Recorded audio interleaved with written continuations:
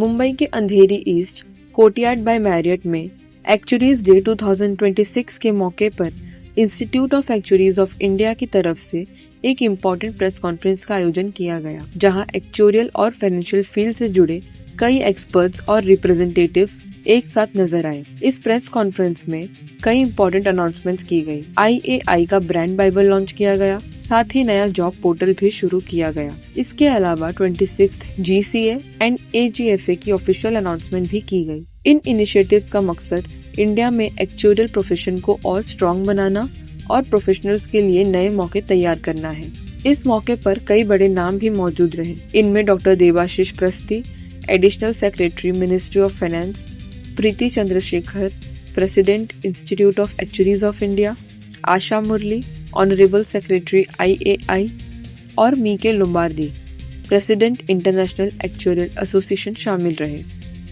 लेकिन सवाल है कि आखिर एक्चुरीज का काम क्या होता है? सिंपल शब्दों में एक्चुरीज वो एक्सपर्ट्स होते हैं जो फ्यूचर्स के रिस्क का अंदाजा लगाते हैं और पैसों से जुड़ी प्लानिंग में मदद करते हैं।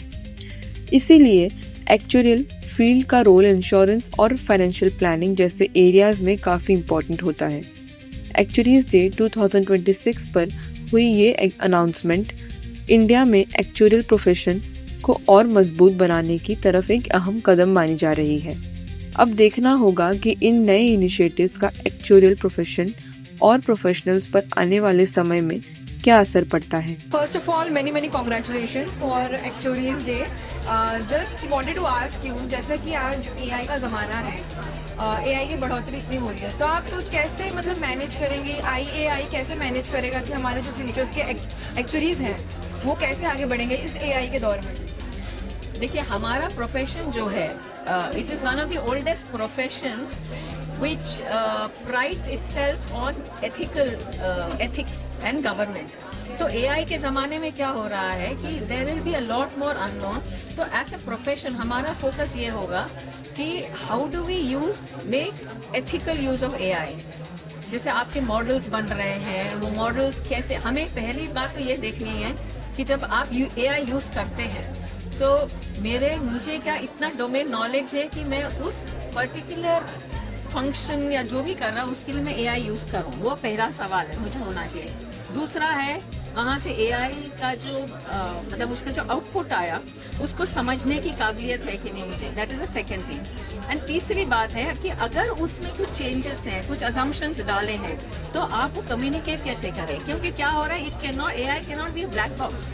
That at the end of it आप जो उसका आउटपुट ले रहे हैं, you have to make sure that output is understood by the common man in terms of the impact that it will have on them. तो ये सोचना बहुत ज़रूरी है। तो हमारा फोकस एज एन इंस्टीट्यूट क्या है, on ethical use of AI, and we are working on giving guidelines to the members, whether it is fellows, associates or students, कि आप how do you make sure that you have ethical use of AI, so that as I said, the ethics and governance is a hallmark of our profession. And हमारे profession को लोग respect इसीलिए करते हैं क्योंकि बहुत ज़्यादा high ethics is what we have, so we have to continue living to that. तो हम लोग का फोकस वही होगा। आप यूज़ कर रहे हैं, but it is not all fun. There is a certain responsibility as a profession that we have. तो वो फोकस होगा हमारा। जो IAI का जॉब पोर्टल है वो कौन से अपॉर्चुनिटीज लेके आएगा हमारे यंग स्टूडेंट्स के लिए? So it is the portal is a facilitator to match the people who are looking for jobs with people who need people in the jobs in the companies. तो वो एक matching कर रहा है, and we have just launched it, we have tested, and I am hoping that it is going to go be very popular with students now, especially जब बच्चे, अभी आप सोचो कि मतलब नेक्स्ट ये एकेडमिक ईयर खत्म होने के बाद when they sort of come out in the market, or some people who are already working, अगर उनको भी opportunity चाहिए नहीं, so this is a good way in which you can match the people who need jobs with people who need people for their jobs. So that is the kind of mapping that it does very well. Thank you अमनोपीडिया से बात करने के लिए।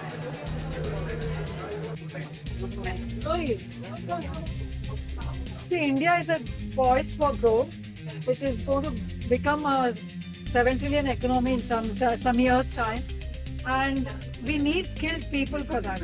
And as actuaries, we have traditionally been working in insurance and pension sector, but we can actually work in other areas. We are able to model and we are able to give insightful answers. So there are a lot of industries where actuaries can work and people can make informed decisions. So we'll be able to solve the skill deficit problem which is there currently in the country, and that's what as a AI we're focusing on developing more actuaries who will be able to work across industries. First of all, it's good to see climate and sustainability being amongst the top choice amongst the audience. So I think, in my view, the actuaries currently work very much on deterministic models, which are not location specific and which are annual averages. Over the next decade, what I would like to see is more pinpoint location modeling, because every part of the country, every district, every pin code has very different distributions.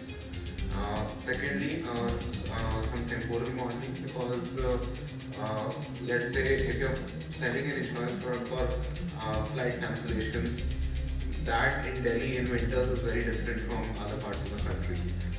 We may very easily get away selling annual policies, but if we can bring that aspect into our models, and that is something that can expand to any insurance product in India.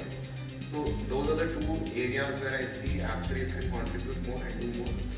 Secondly, I think we should not keep our vision very narrow, because it's not just insurance industry or pensions industry that actuaries can work in. They can work with the government, they can work with international institutions, for example UNDP, WWF, and there are a lot of other organizations which work to create programs which have impact for the society and which promote resilience for the society. Especially on climate risk, there's a lot of work which happens on the disaster resilience. And Hi, yes. First of all, congratulations आप जो ये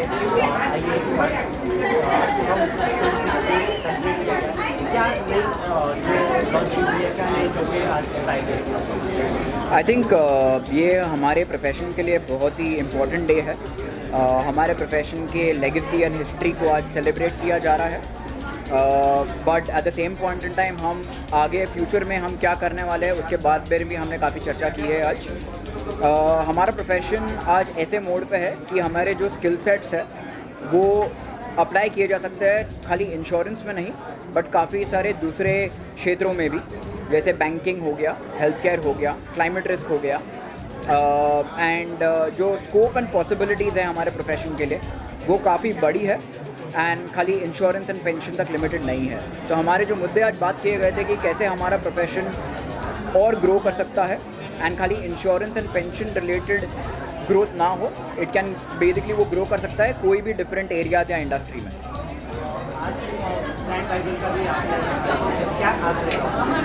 I think brand bible का जो concept है वो बहुत ही important है, because brand Bible के कॉन्सेप्ट की वजह से हमें एक चीज़ एस्टैब्लिश हो रहा है कि हमारा प्रोफेशन एक है.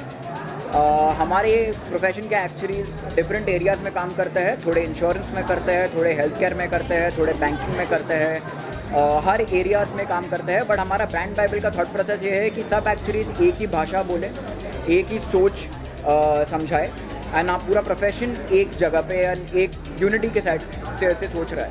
तो हमारा जो ब्रांड बाइबल है उसका कॉन्सेप्ट भी वही है कि हमारी सोचें अलग हो सकती है बट हमारा थॉट प्रोसेस एंड फिलॉसफी एक है, एंड वही ब्रांड बाइबल का थॉट प्रोसेस है. Thank you.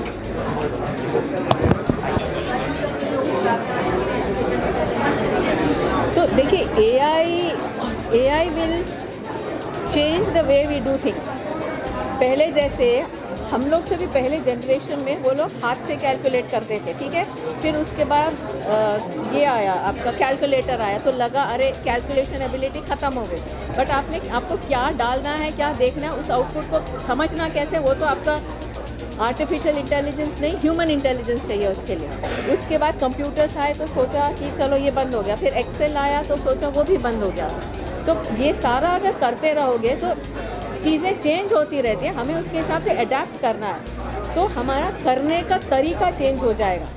जो हम काम कर रहे हैं उसका तरीका चेंज हो जाएगा। पर उससे ये भी होगा, अगर आपको AI से सहूलियत मिलती है कि कोई नई नई अलग अलग चीज़ें करें, that will free up your time to do other things which जैसे जो ह्यूमन इंटेलिजेंस कर सकते हैं। जैसे आज ये लोगों ने बताया कंज्यूमर बिहेवियर समझना, आपको बिहेवियरल इकोनॉमिक समझना, वो आप AI एक हद के ज़्यादा नहीं कर सकता।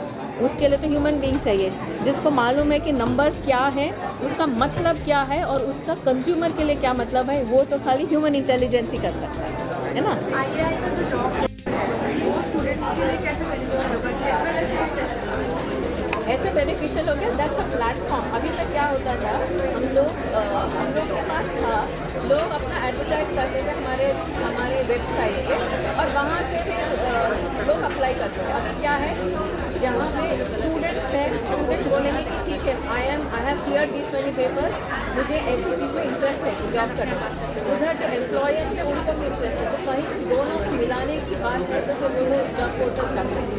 एक एडवाइस जो आप स्टूडेंट्स को देना चाहिए जो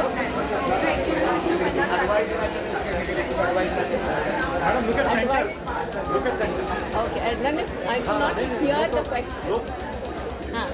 So what advice to the young students? आप बहुत चीज़ें सोचें, सुन रहे होंगे कि AI है, उससे चीज़ें चेंज हो जाएंगी, उससे नौकरियां नहीं मिलेंगी। I will say that the nature of work will change. Work will still be there. It is the nature of work, and what your contribution is to work will change.